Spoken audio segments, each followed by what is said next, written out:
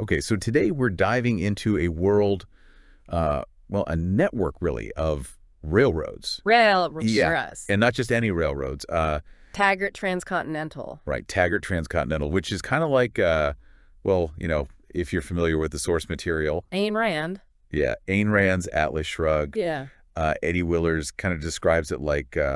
it's a system of red lines. Yeah, red lines. Slashing across a fated body. Yeah, slashing the fated body of the country from New York to San Francisco. Blood vessels. Yeah, like the country's arteries or something like that. Yeah. But you get the sense right away that there's this huge contrast going on. Yeah, between vitality and fading. Right, between what Taggart Transcontinental represents, this like symbol of American industry and power and yet there's clearly something going wrong. Yeah, and that image of the faded map, I mean, that's like a visual representation of the decline that's happening. Yeah, exactly. And that's what we're really going to dig into in this deep dive for you, the learner. We've got these excerpts from Atlas Shrugged, and we really want to understand what are the challenges that are facing this once dominant railroad. And how does this new metal? Right, this new metal, Rearden metal, how does that factor into all of this? Yes, who are the people? Right, who are the people involved, and how are they navigating these changes? Right. And we want to do this, keep it clear and engaging for you, and hopefully spark some interesting thoughts. And as we're going through these excerpts, it's important to remember, we're looking at this from a specific point of view. Right. And we're not trying to promote any particular stance, but really just analyze what's going on in the source material. Yeah, absolutely. Okay, so let's start with this idea of a crumbling empire, right?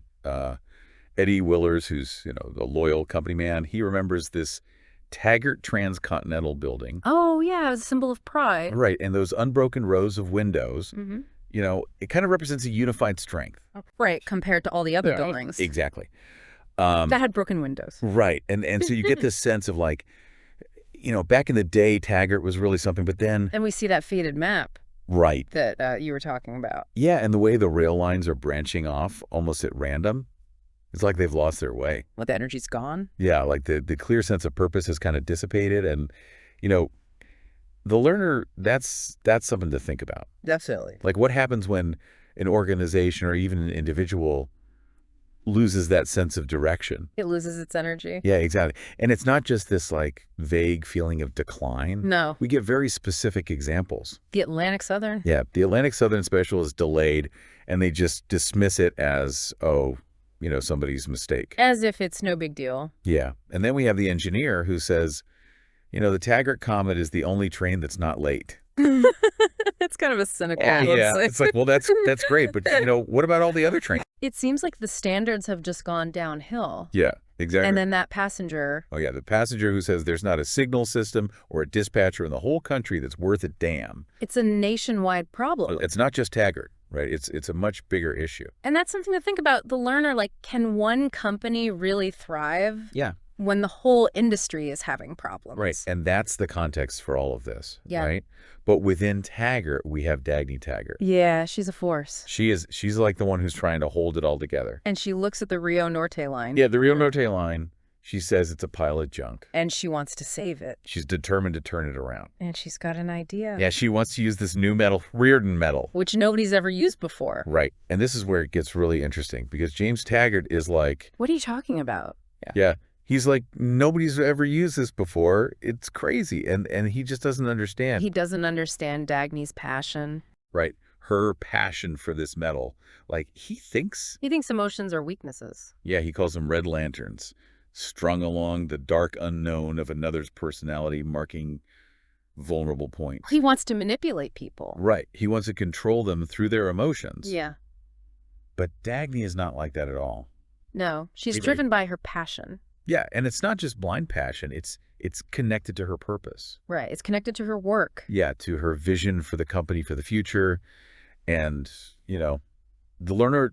This is something that we all face. Deffinitely. How do we view emotions, right? Yeah. Are they weaknesses to be exploited, or are they a source of strength? Or a source of purpose. Yeah, exactly. And Dagny is so frustrated with James because he's so negative. He's always comparing Taggart. Yeah, to the other railroads. Saying, oh, we're still the best, the others are worse. Right, as if that's some kind of accomplishment. Right, that's settling for mediocrity. It is, and the learner, think about it in your own life. Are you comparing yourself to the lowest common denominator? Or are you striving for real excellence? It's a big difference. It is a huge difference. Yeah. And then there's this amazing exchange between them. Oh, where she says it's as simple as that. Yeah, she's explaining something very logically, and he comes back with this totally irrelevant response. Well, it's all right for you because you're lucky. Yeah, he says she's lucky because she doesn't have any feelings. As if that's the reason for her competence. That's unbelievable. And her reaction is priceless.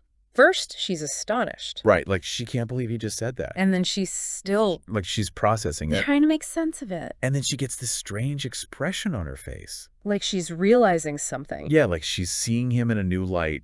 Maybe she's seeing the depth of his... His flaws. Yeah, exactly. And you know, the learner, haven't we all had those moments where someone says something so out of touch? That it changes our whole perception of them. Yeah, you're like, wow, I never realized. How disconnected they were. Yeah. Exactly. Okay, so we've got this crumbling empire. We've got these contrasting personalities. But there's also this underlying current of like technological progress. Yeah, Right? those little hits. Right, like the memory of the oil wells gushing. It's almost faster than the trains could carry it. Right, and then Ellis Wyatt's father, Yeah. you know, sticking with that exhausted oil field. It shows you that things are always changing. Yeah, there's always potential for new discoveries, even as old industries decline. And the learner, that's something to keep in mind. Absolutely. You know, never underestimate the power of innovation and persistence. Right. Okay, so let's shift gears a little bit and talk about Hank Rearden. The creator of Rearden Metal. Right, he's this Controversial. controversial figure, and he has this interesting encounter with James Taggart's associate Larkin. Who warns him about his man in Washington. Yeah, and Rearden is like, I don't need a man in Washington. right, he doesn't want to play those games, but it shows you the learner, that even someone like Rearden, who's this incredible innovator, Still has to deal with yeah, the political reality. the world. Right, and then we see him with Philip and Lillian Forrest. Oh, they're trying to get a donation? Yeah, for their group that focuses on psychology and folk music and cooperative farming. Rearden hates that kind of stuff. He sees it as unproductive, Right. and he can't stand their lack of genuine emotion. He sees right through them, He does, but he ends up giving them the money anyway. but he feels empty afterwards. Yeah, like he's compromised his principles, and, you know, the learner, think about it. Have you ever done something that went against your values? Even if it was for a good cause. Right, and how did that make you feel? Did it leave you feeling hollow? Exactly. Okay, so we've got all these tensions building up. Right. Shortages. Yeah, iron ore shortages. They say it's a national problem. It's not just a Taggart problem. Right, it's affecting everyone. And then boom, out of nowhere comes Francisco d'Anconia. Now he buys up all these mountains in Mexico. Yeah, and finds copper. Tons of copper. He's this financial genius. Everyone wants to invest with him. It's like a whole new dynamic. It is. Okay, but at the same time, we have these escalating crises. Like the San Sebastian line? Right, that important branch of Taggart Transcontinental, they have to cut back service. Only one passenger train a day. And one freight train every other night. Because it's not profitable. It's not profitable. Taggart is worried about what Mexico will think. Right. And then wham, the San Sebastian mines and railroad are nationalized. By the people's state of Mexico. Yeah, it's a total shock. Like a bolt out of the blue. And the learner, this shows you how vulnerable businesses can be. To political changes. Exactly. And then Taggart tries to get a meeting with d'Anconia. Probably hoping for some help. Right, but d'Anconia refuses. Which is really telling. It is. It's like he wants nothing to do with Taggart. Right. Okay, so meanwhile, the politicians are busy doing what they do best. Making speeches. Right, they're talking about public welfare and destructive competition and regulated efficiency. All those buzzwords. Yeah, they're basically trying to justify more government control over the railroads. In the name of the public good. Right, and, you know, the learner, we've seen this throughout history. Government's trying to control industries. Yeah, promising to fix things, but often making them worse. Definitely. Okay, so then we have this incredible scene. Dagny and Rearden. Yeah, Dagny walks into her office, and there's Hank Rearden standing there. With that little smile. Yeah, that smile that doesn't give anything away, and he immediately raises the price of Rearden metal. $20 extra per ton. He knows she needs it. He knows she's under pressure, and he's completely confident that she'll pay it. And she does. She does. She has no choice. He's got all the leverage. He does. And, you know, the learner, this is a lesson in negotiation. Right. Understanding supply and demand. Yeah, and the power of timing. Absolutely. Okay, so Dagny's got this ticking clock. Yeah. She has 9 months to rebuild the Rio Norte line before Dan Conway's railroad closes. And if that happens, Disaster. the industries in Colorado. Yeah, they'll be cut off. It'll be a huge economic blow. So the stakes are incredibly high, and then we get this bombshell. The San Sebastian mines. Yeah, they're worthless. Completely worthless. Eddie Willers is like, what's going on? Right. He's totally confused. But Dagny, she immediately suspects Dianconia. Yeah. She thinks he's behind it somehow. And it makes sense. It does. He's got the resources. He's got the motive. He's playing some kind of game. Yeah. And speaking of Dianconia, his behavior is getting weirder and weirder. Yeah, those rumors about the party on his yacht. It's like he's this playboy millionaire. But Dagny remembers him differently. Right. She remembers him learning down in the foundry. Yeah, he told her, I like to learn things for myself. He did. And it's like there's this hidden side to him. Right, a depth that people don't see. Yeah. And then years ago, he had told her, you're not ready to hear it. Like he knows something. Yeah, like he's got some secret or some plan. And then later he says this really strange thing to her. I still want to sleep with you. Yeah, but I'm not a man who's happy enough to do it. What does that even mean? I know, it's so cryptic. Right. But it shows you, the learner, that there's more to him. Than meets the eye. Yeah, he's not just this shallow rich guy. No, he's got some kind of internal conflict. Right. And at Lillian Reardon's party, he gives Dagny this look when he sees her simple Reardon metal bracelet. Compared to all the fancy jewelry. Yeah, it's like he's making a statement about their values. Right. And then he starts talking about how knowledge is impossible and the literature is a fraud. He's challenging everything. He is. And Reardon, meanwhile, is dismissing this writer, Bertram Scudder. Who is all talk and no action. Right. And then there's James Taggart. Oh, he's a mess. He's like, I followed all the moral precepts of our age. And yet everything's falling apart. Yeah. He feels betrayed by the world, and Betty Pope just giggles at him. It's pathetic. It is okay. But then Francisco asks Reardon this really important question. Who are you working for? Yeah, and Reardon says, I work for myself. And Francisco agrees. He does, but he adds this crucial point. The only thing wrong is that you let anyone call it evil. Wow, that's so powerful.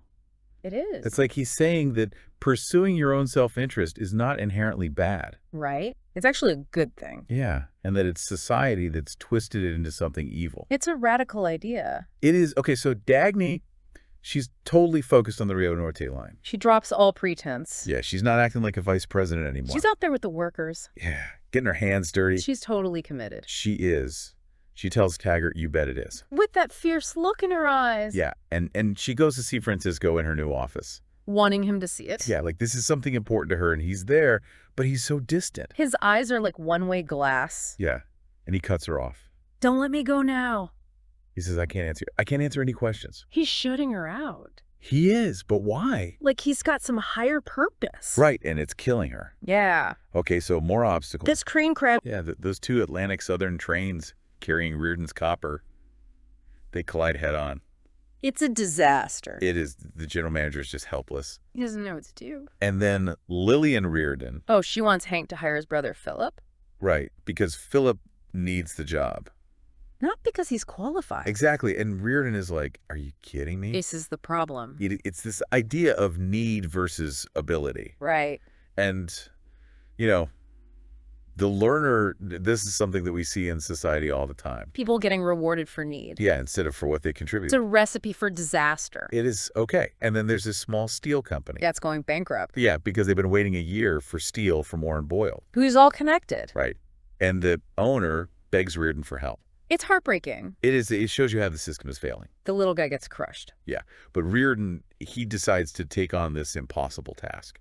The John Galt line. Yeah, it seems like he's the only one who can do it. He feels like nothing is impossible. And of course, the press. Oh, they twist it all around. Yeah, they say it's a victory for anti-greed. Do you believe that? It's ridiculous. And Reardon just laughs. He knows the truth. He does. Okay, so Eddie Willers, even though he's a vice president now, he still feels like a fugitive. He hangs out in the workers' cafeteria. He's loyal to Dagny and Reardon. He supports them even though it benefits Taggart. But Reardon doesn't really care about that. No, he's focused on results. On competence. Yeah, and the public hates the John Galt line. That poll that said no siree. Yeah, overwhelmingly negative. But then Taggart's stock goes up. It doesn't make sense. It's a contradiction. It is. And the reporters are hounding Eddie. About the John Galt line. Even though he has no real control over it. Right.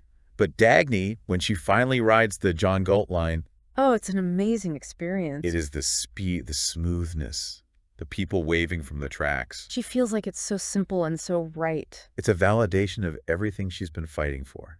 And when she arrives at Wyatt Junction. Reardon and Wyatt are there. Yeah. And they're all so excited about the future. Wyatt says, give me an unobstructed right-of-way and I'll show them how to move the earth. It's like they've tapped into something powerful. A shared vision. Yeah. And, you know, the learner, think about the people in your life who share your values, who inspire you. Those are the people you want to be around. Exactly. Okay, so amidst all of this chaos, Dagny and Reardon, their relationship is getting more intense. they understand each other. Yeah, and Dagny even thinks to herself, Whatever pride of person I may hold. yeah, that is what I offer you for the pleasure of your body. Wow, that's deep. It shows you how much she cares for him. Right. Okay, but then Reardon's PR department. They give credit to Taggart. Yeah, for the success of Reardon Metal.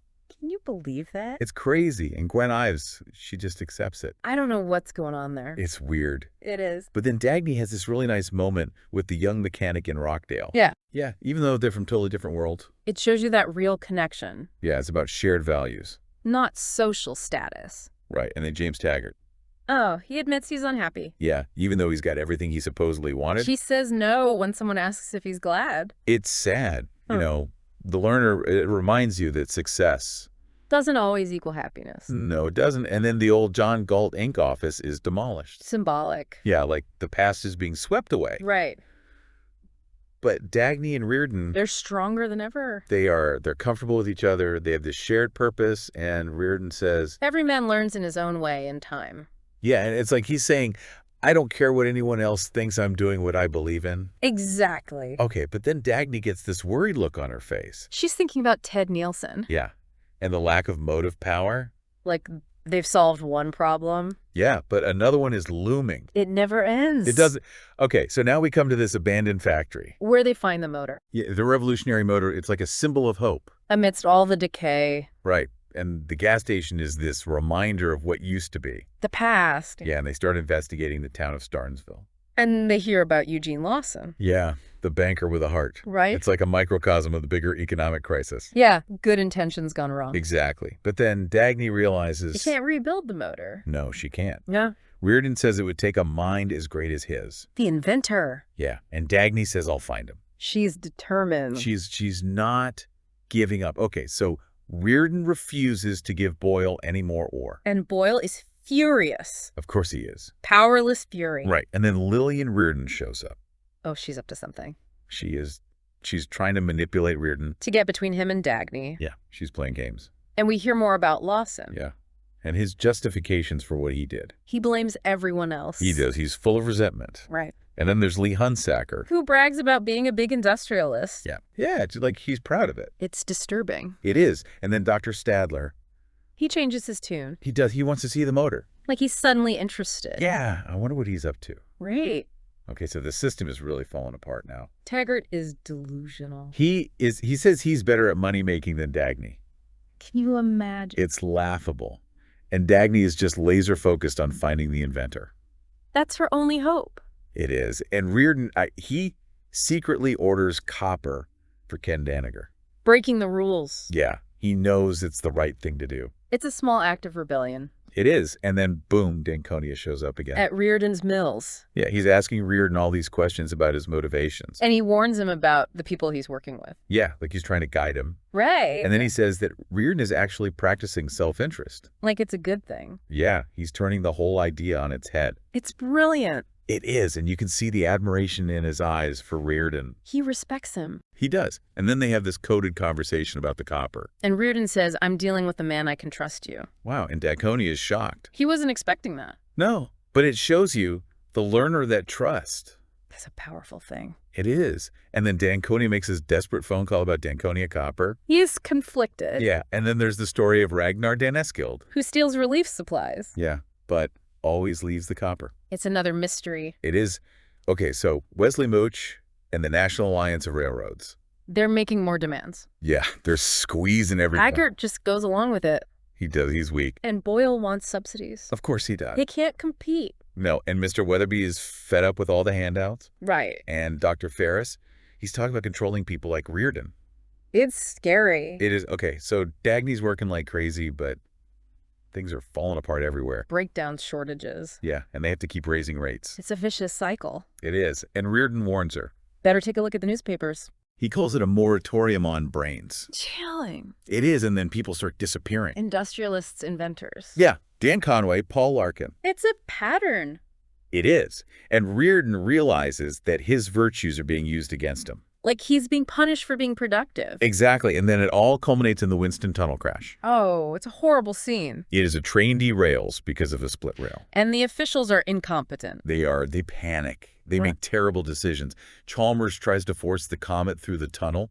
It's insane. It is. And then they blame Dave Mitchum. Who had nothing to do with it. Right. And they reinstate Joe Scott. Who's completely unqualified. And then the signals fail. And the comet crashes. Head on. It's a tragedy. It is a symbol of everything that's gone wrong. And Wyatt's torch is extinguished. Yeah, a literal and figurative symbol of the collapse. Right. Okay, so Dagny retreats to her cabin. To the mountains. Yeah, she's trying to escape the chaos. But she's tormented. She keeps asking why. Why is this happening? Yeah, and then she meets this man on the hill. Who plays the concerto? Yeah, Richard Haley's Fifth Concerto. And he says... But wasn't Eddie who told me where you were? So mysterious. Who is this guy? I don't know, but he understands her pain. He does. And he warns her about those who are using her. They're exploiting her virtues. He says your generosity and your endurance are their only tools. And he predicts she'll want to destroy Taggart Transcontinental. Wow, powerful stuff. It is. Okay, back in the city, Reardon is expecting to see Dagny. But Lillian shows up. With the news that he's been arrested. It's unbelievable. It is, and they put him on trial. For selling Reardon metal to Danager. Yeah, and Reardon, he's defiant. He refuses to back down. He defends his right to his own property. It's like, I earned this. I created this, and you can't take it away from me. It's a powerful statement. It is. Okay, so Dagny comes back to her empty apartment. She feels this cold peace. Yeah, and the stillness of unadmitted pain. Like she's made a decision. But we don't know what it is. And then she sees Reardon. After he's released. Yeah, and there's this intense, unspoken connection between them. I don't need words. No. And then Eddie calls. With the news about Danager. Yeah, he's gone too. Another disappearance. It's terrifying. And then Taggart. He breaks down. Yeah, he admits that he loves Dagny. The railroad wasn't all he wanted. Right. But it's too late. Way too late. Yeah, and Dagny, she's on the train heading west. And she feels this sense of dread. Yeah, like something's coming. Right. Okay, last stop, Starnesville. The night watchman. Yeah, he tells Dagny this horrifying story. About how the town collapsed. Yeah, how they embraced this idea of need. And rejectability. And it destroyed them. He talks about Eric Starnes. Who was driven by envy. Yeah, and he sabotaged the factory. It's a cautionary tale. It is, and the learner... It shows you what can happen when a society turns against its most productive members. Right, when envy and resentment. Yeah, take over. And the Watchman keeps saying we were fooled by that one too. Yeah, like they kept falling for the same lies. And he says he hopes John Galt never existed. Yeah, because he's afraid of what would happen to him. In this world. Right. Okay, so Dagny's on the train. She's exhausted. She's desperate to find Quentin Daniels. Her last hope. And then the train stops. In the middle of nowhere. Yeah, in darkness and silence. It's over. Is it? And Dagny feels this rebellion, this, like, refusal to accept it. Like she's not giving up. No. But she also realizes that maybe disaster is impossible anymore. Like the rules have changed. Yeah.